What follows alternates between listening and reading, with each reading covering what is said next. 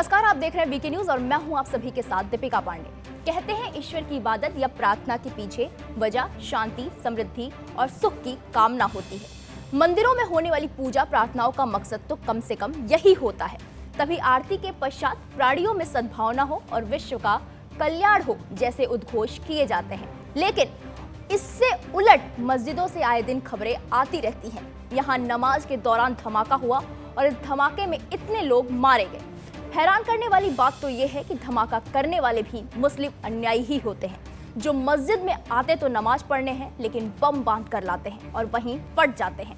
नतीजा, इबादत के दौरान धमाके में कई लोग काल के गाल में समा जाते हैं।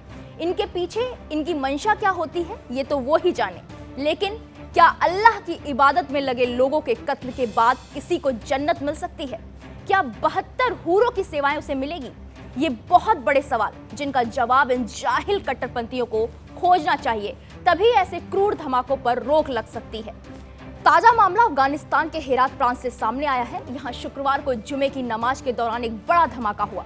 मस्जिद में सैकड़ों लोग नमाज अदा कर रहे थे, तभी एक जोरदार धमाका हुआ और नमाज पढ़ा रहे मौलवी समेत 20 लोग उसी जगह पर खत्म हो गए। धमाका इतना ज्यादा तेज था कि वहां मौजूद 200 लोग घायल हो गए, जिनमें से कई की हालत गंभीर बनी हुई है। इस धमाके में तालिबान के सबसे बड़े धर्मगुरुओं में से एक मुल्ला मुजीब उर रहमान अंसारी के चीथड़े उड़ गए। घटना बाजार शहर की है। पिछले महीने भी तालिबान का एक बड़ा नेता ऐसे ही मारा गया था। माना जा रहा है कि इस हमले के पीछे आईएसआईएस के खुरासान ग्रुप का हाथ है।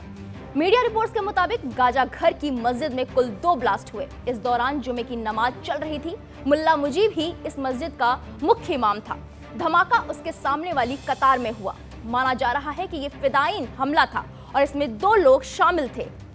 दूसरा धमाका तब हुआ जब लोग बाहर की तरफ भाग रहे थे। धमाके में मारे गए मुल्ला मुजीब को तालिबान के सबसे क्रूर नेताओं में से एक माना जाता था। वो लड़कियों की शिक्षा और उनके घर से निकलने का सख्त विरोधी था।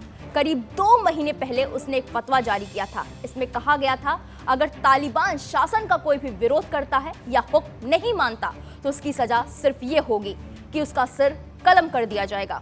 इस हमले के पीछे खुरासान ग्रुप पर शक इसलिए जताया जा रहा है क्योंकि हेरात में बुधवार को ही तालिबान और आईएसआईएस के खुरासान ग्रुप यानी आईएसकेपी के बीच खूनी झड़प हुई थी। इस हमले में खुरासान ग्रुप के 3 आतंकी मारे गए थे। इसके बाद खुरासान ग्रुप ने कहा था कि वो इन मौतों का बदला जरूर लेगा और कहा यह जा रहा है कि उसका बदला लेने के लिए मस्जिद में धमाके कराए गए।